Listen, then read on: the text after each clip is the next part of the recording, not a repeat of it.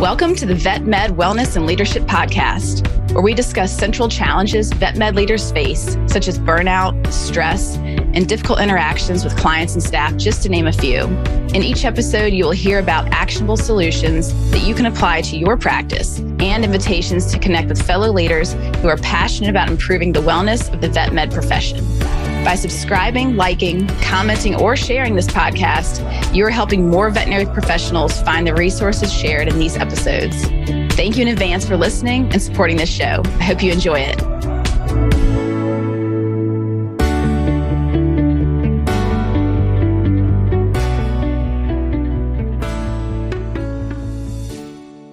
Hey everybody, Crystal Stokes here, and joining me today is Dr. Steve Oehley. So Steve is a career coach, locum veterinarian, and podcast host with over 10 years of experience in the veterinary industry. As the founder of Next Step Vet, he helps clinical veterinarians design a rewarding and fulfilling career where they choose to stay in clinical role or explore their opportunities. His mission is to support fellow vets in finding meaningful work and developing a life outside of work by leveraging their unique skills, talents, and passions. He firmly believes that your career in veterinary medicine doesn't have to be ordinary, it can be extraordinary. So Steve, thanks so much for being on with us.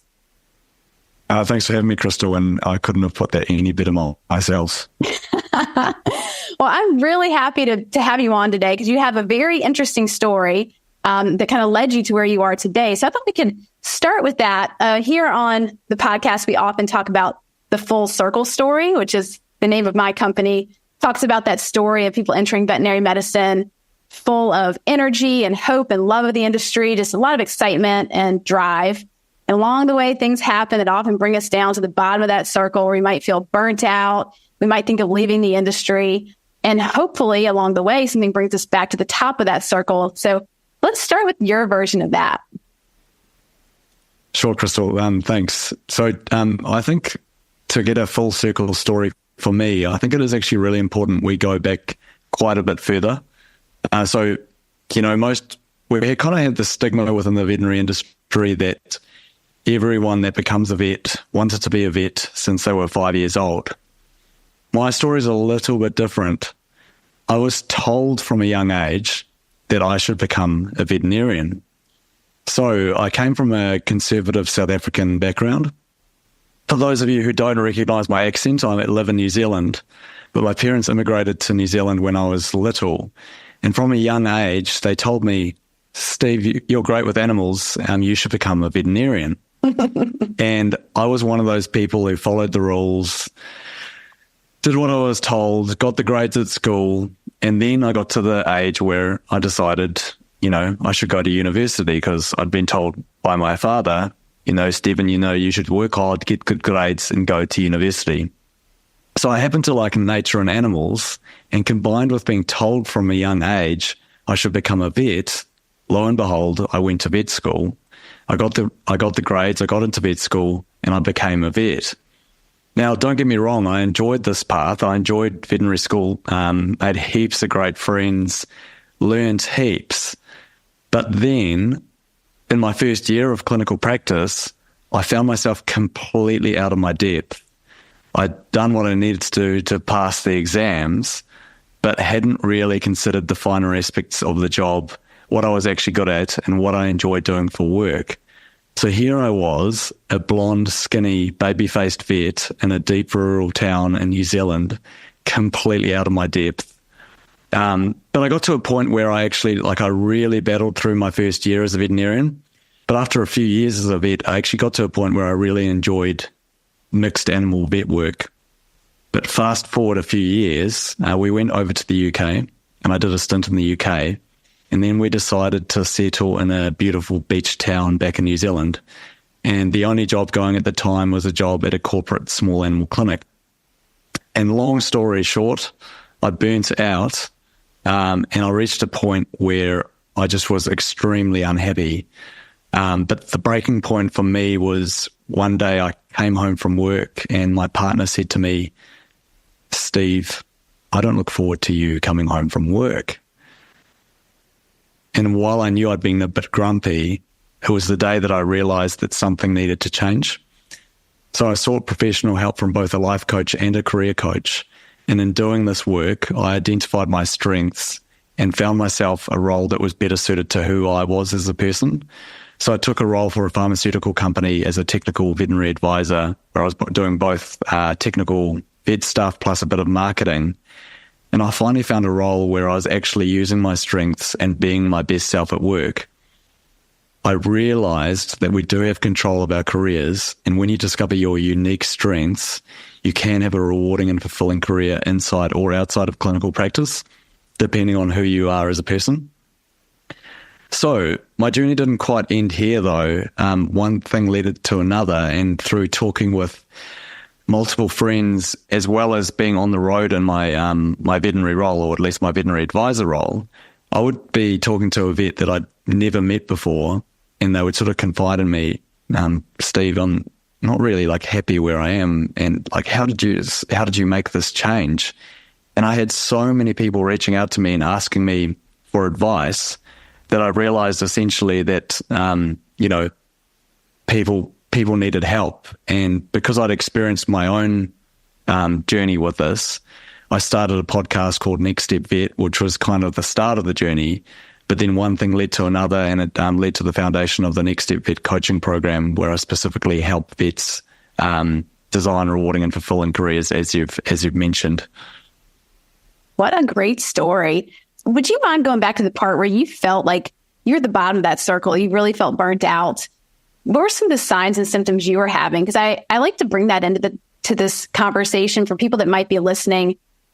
I remember for me, my version of burnout, I had denial. I thought, I didn't have a language for what burnout was. I just thought, I need to work harder or somehow get through it, or it's just a me problem. And I look back on it. If I had heard a podcast or something where someone had described some symptoms, I probably would have thought, that's me. There's a term for this, and there's a way out of it. It would have been very illuminating. So for those listening who may not have as much awareness around what burnout is, what was your version of it? Because everybody's is a little bit different.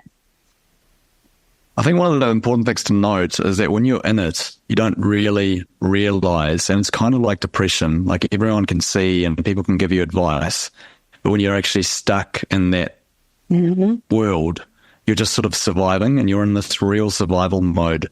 I think some signs that I probably would have looked for in myself would have been, coming home from work extremely drained of energy, not having energy for any other aspect of my life, being unusually grumpy, snapping at stuff, like unreasonable stuff that like otherwise wouldn't have even have fazed me, and just a general, I would say that burnout would have to be very closely linked to depression. I think the difference with burnout, though, is it's very much tied into being overworked.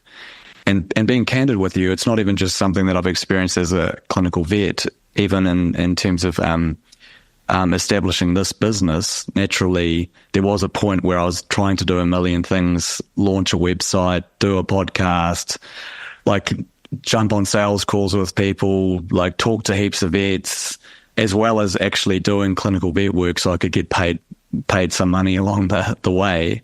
And it's just a feeling of like, I think at the extreme levels, it's almost like this tunnel vision, but just your brain's blurry.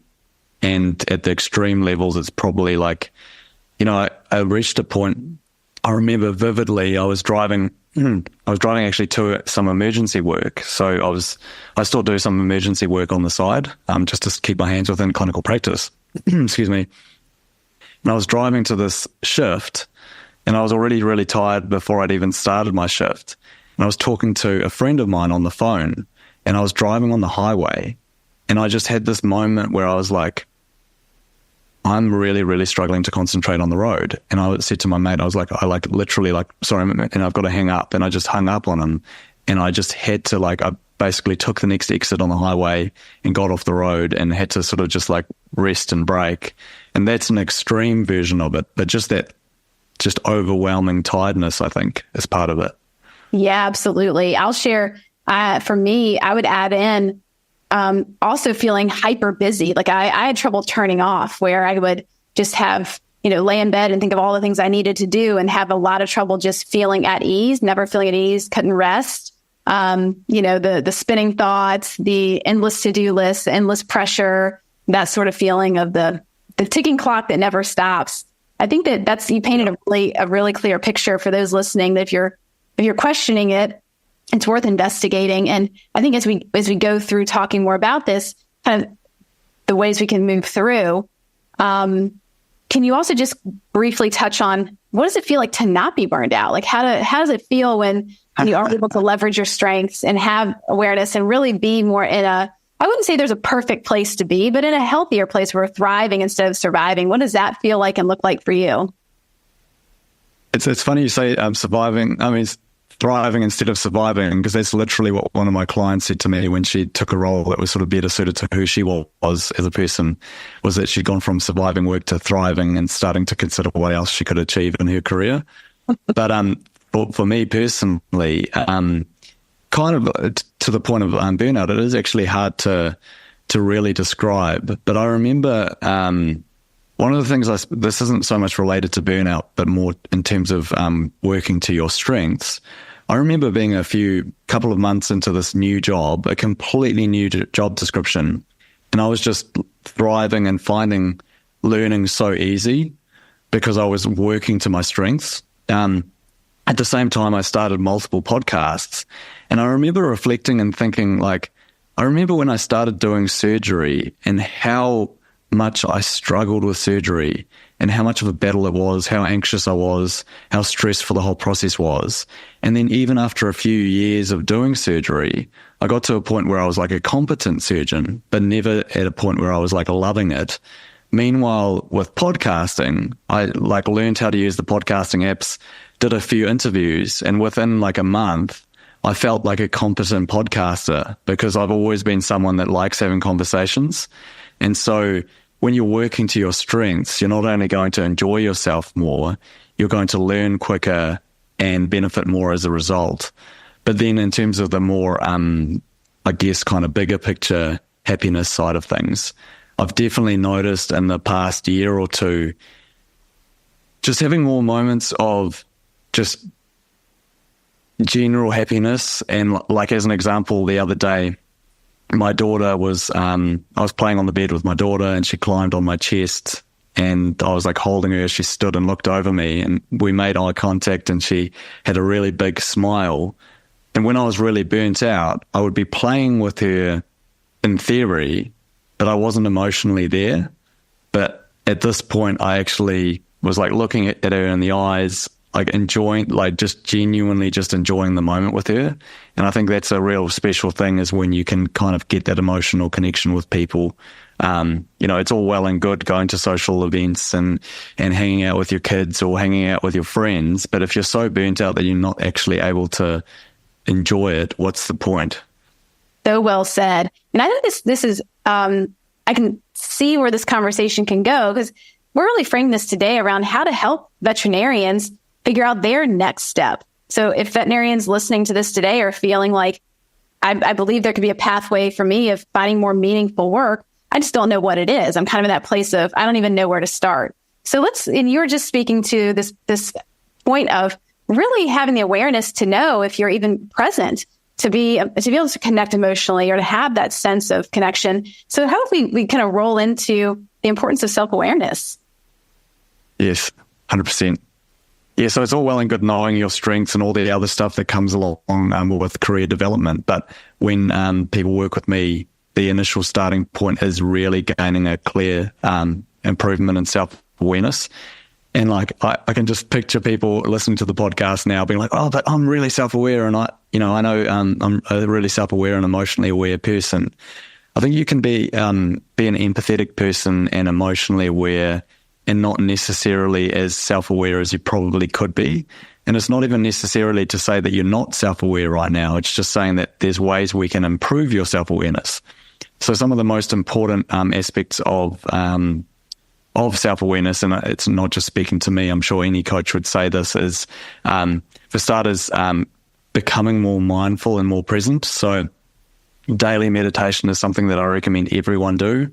So it's even just 10 minutes of meditation a day can improve your happiness score by 1 out of 10. So you can have a 10% increase in your happiness just from meditating 10 minutes a day. And I'm pretty sure that the research states it's only something as short as like 7 days of meditating for 10 minutes a day will increase your happiness by 10%. So that's a real basic starting point. Great. Like you've improved your happiness.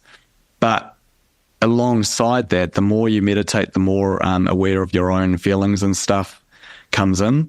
And this is where the second really important part of improving your self-awareness comes in, which is to journal specifically emotions that are coming up each day. So when I first got the life coaching, I remember my life coach saying, like, journal 3 feelings that, at the end of each day, journal 3 feelings that come up at the end of your day. And so when I started doing the journaling exercise, I would write, I felt crap after a long day of work, or clients made me feel like hitting my head against a brick wall. So I got to a point where I actually said to the life coach, I kind of find this is pointless and useless, and I'm just writing the same stuff over and over again. And he just encouraged me to keep going. And eventually I started to notice the small things. So for example, I could be having a perfectly fine morning of consults, and then one particularly demanding client would walk in and completely drain me of energy from one conversation. It also helped me to appreciate parts of work that I actually enjoyed. So I realized I enjoyed having banter with colleagues and loved when I actually formed a connection with a client. That was something that was really rewarding to me. And so for people listening to this podcast, if you start journaling your emotions on a daily basis and consistently do this, you'll start to notice which parts of your job are draining you of energy and which parts of your job are energizing you. And this will be the first clue as to what sort of work you should be doing. So as an example, I talk to lots of vets who don't necessarily like consults, and they don't really necessarily like talking to people. But unlike me, they might actually be someone who's quite good at surgery.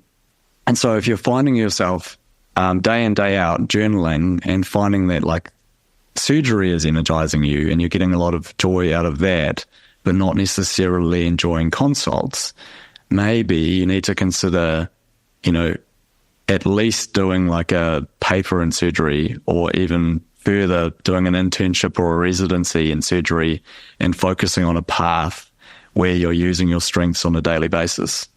Mm-hmm. I really like that. And as you're telling the story, I'm kind of like giggling to myself because I had a similar, experience through my own journey of like working with a therapist and working on self-awareness and journaling, and remembering to have a lot of resistance to these things of, I'm so busy, meditating is a waste of my effing time, right? Like, why would I do that? And even feeling like I couldn't meditate the right way. So what I want to say to people listening, I wish somebody had told me this when I was younger.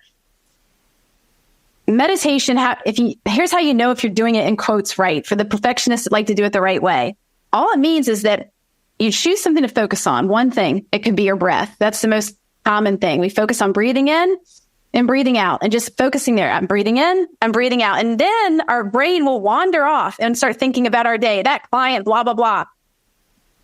That means you're doing meditation right. Just bring yourself back to the breath. Oh, I was just thinking about a client, back to breathing in, breathing out. Breathing in. Oh, what should I cook tomorrow? Oh, breathing in, breathing out, breathing in, breathing out. That's meditation. Repeatedly coming back to whatever the focal point is means you're winning. Because I think a lot of people, I was one of them, if my mind started to wander and I noticed, oh my gosh, for 5 minutes, I've just been thinking about, my to-do list. I failed at meditation. No, you didn't. That's just flexing the muscles, like doing repetitions in the gym. Every time you returning is a rep, and you just did it. You worked that rep. And then the journaling part, I absolutely love journaling. My clients get so annoyed with me because I talk about it so much, but it's extremely powerful. I also really like seeing people write with their hand rather than typing. I sometimes will type if I'm busy. The act of physically writing that has that somatic element to it, and the way you described your, the exploring emotions of where you're energized or drained. The exercise I really love is I'll take a piece of paper and fold it in half. And on one side, I write energizers, and one side I write drainers. And it's really interesting I think even to start building the knowledge that we might assume we know what's on that list, but as you're journaling over time, like you said, you might not notice subtle things that before you never would have picked up on. So it sounds like your way of working with self-awareness is really like cultivating a new relationship with yourself, a deeper relationship. The other comment I want to make about self-awareness, and I think if we talk about this too much, we'll go down a huge rabbit hole or go on for ages. But a lot of us vets come from very, quite honestly, critical backgrounds where, challenged from a young age, which is a good thing. But we have all these subconscious kind of like things that affect who we are as an adult. And I don't know if you know this, but essentially most adults have a 7-year-old, like how do I word this? We are essentially 7-year-olds in an adult's body in terms of our deep core beliefs, what was formed in those first 7 years of life. And so if you're not doing anything to expose those beliefs and actually question them, how can you actually meaningfully change? Right. The other comment that I want to make in the interest of time is in terms of from a mindfulness point of view and increasing your presence, a book that I've come across in the last few months that has radically improved my mindfulness and my presence is a book called Power of Now. It is just a life-changing book. I don't want to go into more details about it because there's just too much to talk about there, but I would highly recommend you read Power of Now.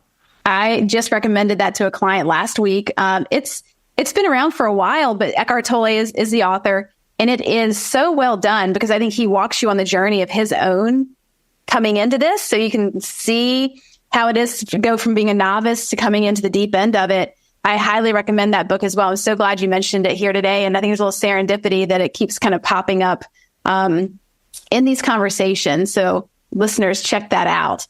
We can go and segue into the next part because as you're talking about self-awareness, you also mentioned that it's a way of starting to notice your strengths and how that's a key to your next steps and determining what would be more fulfilling in your career. So can you talk more about why strengths are so important and how to find them?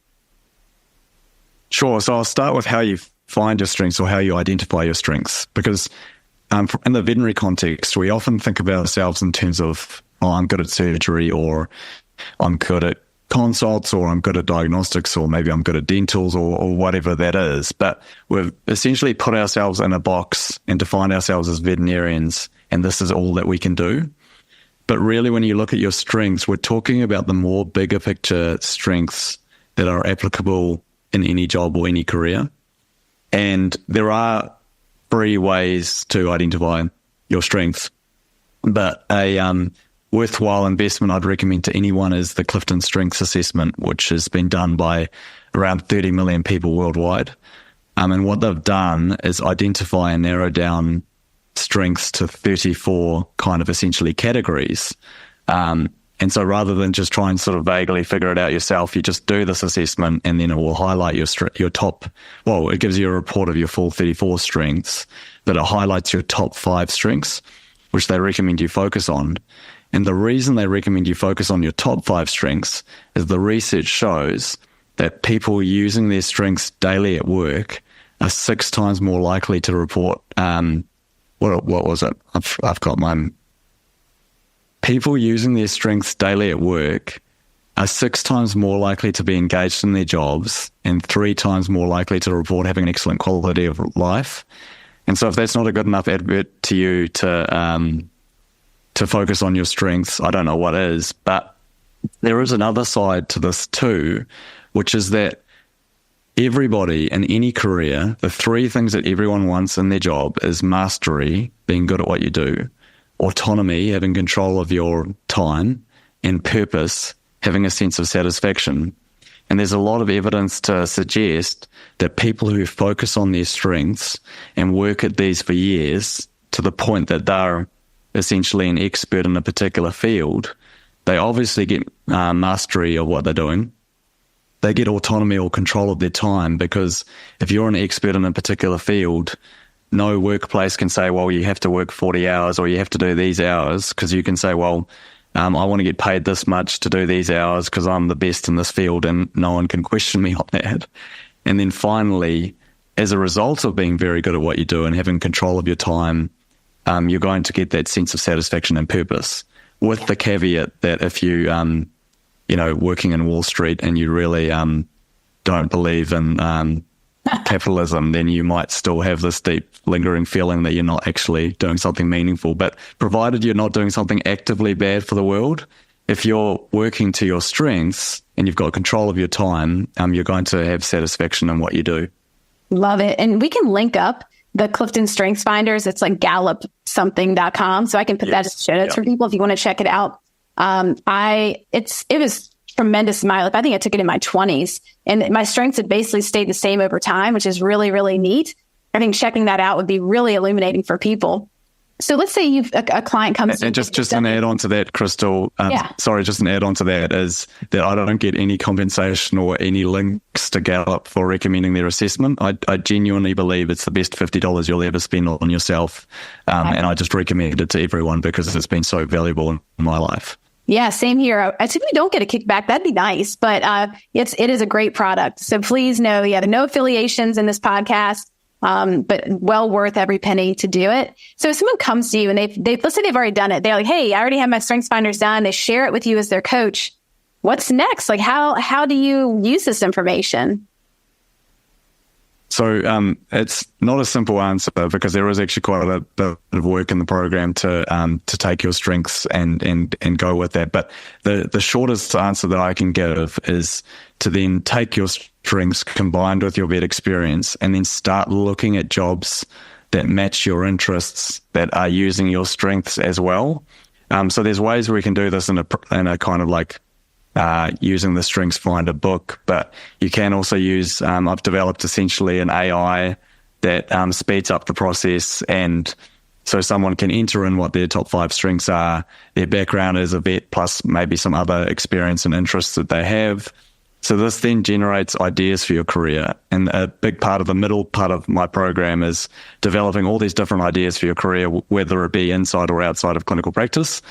Then once we have those ideas, we might take the top 3 or top 5 ideas that you really like. And this is the important part. It's all well and good having all this theory and all these like exciting ideas, but until you apply them in the real world, it's just going to remain a theory. And so a really, really big part of the program is networking in an effective and meaningful way. So this isn't going to, just going to a conference and handing out your business card to 100 people and being a sleaze. This is forming genuine relationships.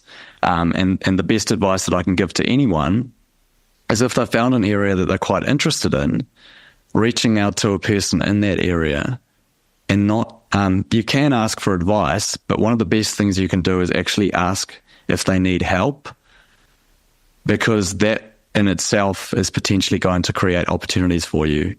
But you can't expect to just do networking once or twice and magically your career is solved. The more networking you do, the more people you reach out to, the more people you genuinely help, like again, not being sleazy or actually forming real connections, being your genuine, authentic self, this is going to lead to opportunities. So as an example, some people that I've worked with in the past have reached out to someone, and the person might say, I'm really glad that you reached out.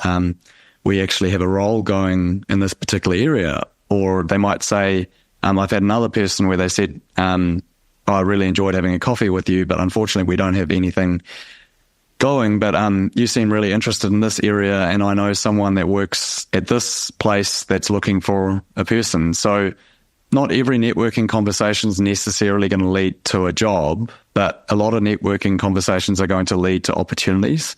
And then the funny thing about networking is it comes back and pays off in the ways that you could never imagine. So as an example for me personally, not that it's particularly relevant at the moment, I formed a really good connection when I was working for my pharmaceutical company. I formed a really good connection with another vet working for another pharmaceutical company. We formed a genuine relationship, got along really well. And when he left his job recently, and he messaged me to say that he was leaving his job, but he also said to his manager, Steve is someone that we should have working here. And while it's not relevant to me because I'm actually pretty happy doing what I'm doing at the moment, it's just an example how forming those connections can pay off in ways that you'd never imagine.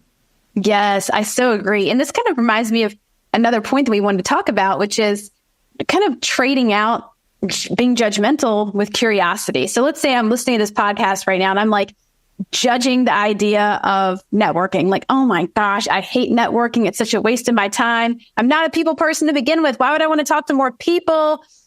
Enter in curiosity. How is that an important skill to use when you're entering into the coaching process?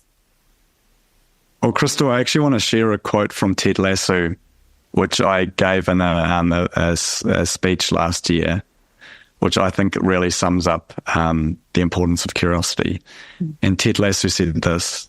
He said that guys have been underestimating me my entire life. And for years, I never understood why. It used to really bother me. Then one day I was driving my little boy to school and I saw a quote on the wall. It was painted there by Walt Whitman and it said, "Be curious, not judgmental." So I get back in my car and I'm driving to work and all of a sudden it hits me. All them fellas that used to belittle me, not a single one of them was curious. They judged everything and they judged everyone, and I realized that their underestimating me, who I was, had nothing to do with it. Because if they were curious, they would have asked questions. Wow. So if you're judgmental, you're going to be putting like a box around yourself and this is the way the world is and this is exactly how it should be and nothing, this is, you know, it's kind of ironic that some of the people that are the most judgmental can often be the most unhappy veterinarians. So they're very quick to judge other people, but yet if they actually reflect on themselves, again, coming back to journaling, if they reflect on themselves, they realize that maybe in their current position, they're not particularly happy. But if you have a sort of open mindset and you're curious, this is going to open up opportunities for yourself, because instead of having this wall around you, you've broken down the wall and you say, well, actually, maybe my definition of happiness is not working for me at the moment and I need to try something else. I'll say as a therapist, curiosity is so important for so many aspects of well-being and relationships. Like we know as a human species, we are a social species. We need each other. We need to connect socially in order to thrive, to be healthy and happy. And in order to maintain well-balanced relationships, whether that's intimate with our family, friends, children, or professional relationships with coworkers or clients, entering into relationships as well as with ourselves from a standpoint of curiosity is so important. And it's not really natural. I think most of us, you mentioned that 7-year-old, like the things that we were conditioned to and how we were raised and the environment that we were raised in and what we were exposed to.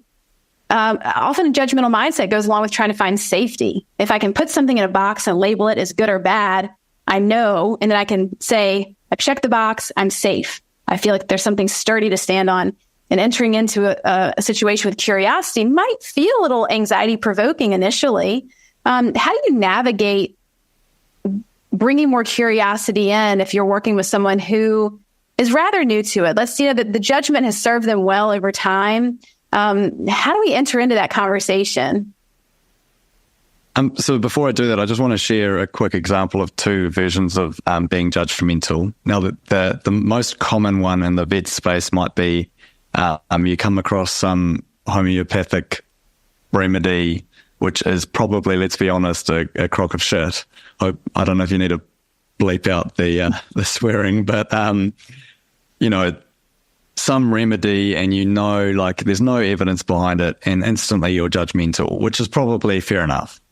But then what about if someone walks into the veterinary clinic and they have some idea for some sort of startup veterinary business that they want you to invest in, and you think that the idea, or you're immediately judgmental, so you immediately write off the idea. Like, think of someone walking in 5 years ago and saying, I think we should be implementing AI in the veterinary workplace. If you have a judgmental mindset, you're just going to go, no, this person's an idiot. What on earth are they thinking? But if you have an open mindset, maybe you say, that's really interesting. You ask that person questions, and then maybe you're quite interested in business and you end up working with that person. Or maybe you're just like, think because you've actually listened to their story and understood that they've actually got a lot of backing, they've done their research, they've done their homework, and you think, oh, well, actually, I've got a bit of money to spend, spare. I'm going to invest in this company. And so the judgmental person completely just rules that person out, and there's no opportunities created. I guess that's probably the difference between judgmental and curious, is the judgmental mindset means that no opportunities are created, and a curious mindset, it leaves you open to opportunities. So to answer your actual question, for someone that isn't necessarily naturally curious, there are some very simple ways that you can be curious in your life. So you can it's essentially taking little risks. So the first one is to take a social risk. This might be as simple as reaching out to someone that you haven't talked to in a while, like an old colleague, or maybe even reaching out to someone within the wider veterinary industry that you kind of are like interested in learning more about what they do. Then you could take an emotional risk, which is to tell someone you care about how you feel. And again, this might not lead to anything, but it's just a way of sort of like getting better at taking small risks. And then the other one is to take an intellectual risk, which is to try something new outside of your comfort zone. So maybe you've always thought about playing the guitar, but you just never got around to it.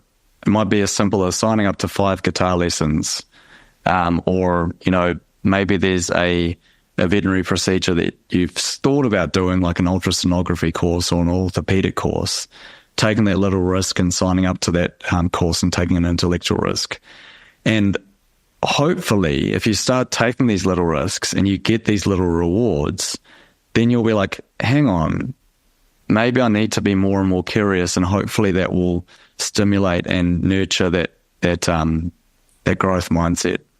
Oh, so you're mentioning growth mindset. We've got to talk about that, because that one might feel like a buzzword. Some people may not have ever heard of that. Like, what in the heck is a growth mindset, and why is it important? So I think growth mindset is not just a buzzword. I think growth mindset is one of the most important skills to have in your career, whether you're a vet or not. And it really ties in very closely with curiosity, I think, because essentially, I don't know what the dictionary definition of growth mindset is, but it's having a mindset which is like, there are new opportunities out there for me. And like, if I take risks and I do things, stuff's going to happen, and like seeing the world for opportunities. So, as an example, I'm just thinking. Oh, I have one I want to pitch for you. How about how it likes failure? Because I think when we talk about growth mindset, we're contrasting it to fixed, right? So it's kind of like, well, how do we deal with if we encounter something where it didn't go the way we wanted it to go, and how a fixed mindset would be like, well, I'm a failure. Clearly, I suck. I'm never going to try that again. Whereas a growth mindset would look at that totally different. I don't know if that's... I saw a very interesting... I'm reading a book at the moment called Hidden Potential by Adam Grant, and he showed the perfectionist spiral, which is you try something and you fail at it, and then you're like, I'm never doing that again. So then you try something else and you fail at that, and you're never doing that again. And essentially you're spiraling smaller and smaller to a smaller area that you're comfortable working in. Growth mindset's the opposite, which is to say, failure is part of the process, and I'm going to try things. And yes, I'm going to, stand up in front of a crowd and practice public speaking, and know that the first time that I do it, it's going to be awful. But the more and more you do it, you'll get better, and then you'll get comfortable and learn and grow as a result. I think growth mindset is just, again, coming back to curiosity. It's just tied in with curiosity, because if you're a curious person, that is going to open up opportunities for yourself. But if you're a judgmental person, you're essentially saying that the world is fixed and that there is no way to improve yourself. I mean, as a result, you won't, like, you're almost like, there's a saying for it. I'm trying to think what the word for it is. You're confirming your beliefs by practicing a fixed mindset. Because of course you're not going to create opportunities if you have a fixed mindset. Absolutely. The growth mindset, it's not something, I think taking small risks and being curious can open yourself up to like essentially developing your growth mindset, because then you'll start to realize, I had a conversation with 10 people. 3 of them were utter flops where we had no chemistry. 7 of them I actually enjoyed, because most people find that actually if they actually start a conversation, they end up enjoying the conversation. And of those 7 conversations, 2 or 3 have now reached out and essentially created a further opportunity from that. Beautiful. So as we're coming down the home stretch here, we've talked about so many important points. Many of our listeners are very busy people, as you know, as veterinarians. If they were only going to take away 3 things to store in their brain from this podcast today, what would those 3 things be? So, Crystal, I'm going to essentially repeat myself because I think it's important to emphasize the key things that we've already talked about. In terms of my coaching program, it's a 12-week coaching program with a lot more detail than just what we talk about here. But these are 3 very, very important parts of your career development. So number 1 is to journal, which is journaling on a daily basis. Journal the emotions that are coming up each and every day. This is the foundation to developing your self-awareness. Number 2, identify your strengths. And again, the easiest way to do this is the Clifton Strengths Assessment.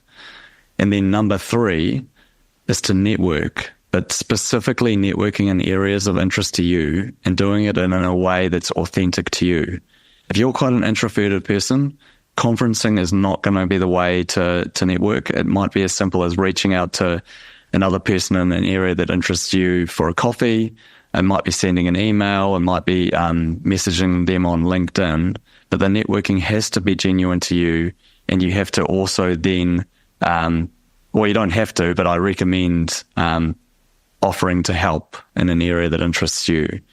So if you can improve your self-awareness through journaling, identify your strengths, and then reach out to people in areas that suit your strengths and interests, this will be a very good starting point to making meaningful change in your career. So crystal clear. And I appreciate that about you as a coach. I can feel the clarity that you bring to the process, which is so helpful when people are feeling lost. And for those listening today, if they're eager to connect with you and learn more about your coaching program, what's the best way for them to find you? So probably the 2 easiest ways would be on LinkedIn. So it's just linkedin.com/Steve Oehley. And hopefully Crystal will provide a link because none of you will be able to spell my surname. And then the second way is even easier, is www.nextstepvet.com. Excellent. Yes, I will put all of that in the show notes, as well as with the Clifton Strength Finders assessment link. And, Steve, I just have enjoyed this conversation so much. I really appreciate you being on and illuminating some of the steps of the process. I think it'll be really helpful. Thanks for having me, Crystal. I really enjoyed the conversation too.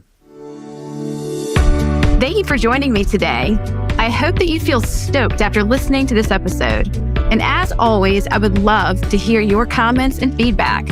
Is there a topic that you want to know more about? Please let me know. And thank you again for subscribing and sharing your favorite episodes with others. It really means a lot.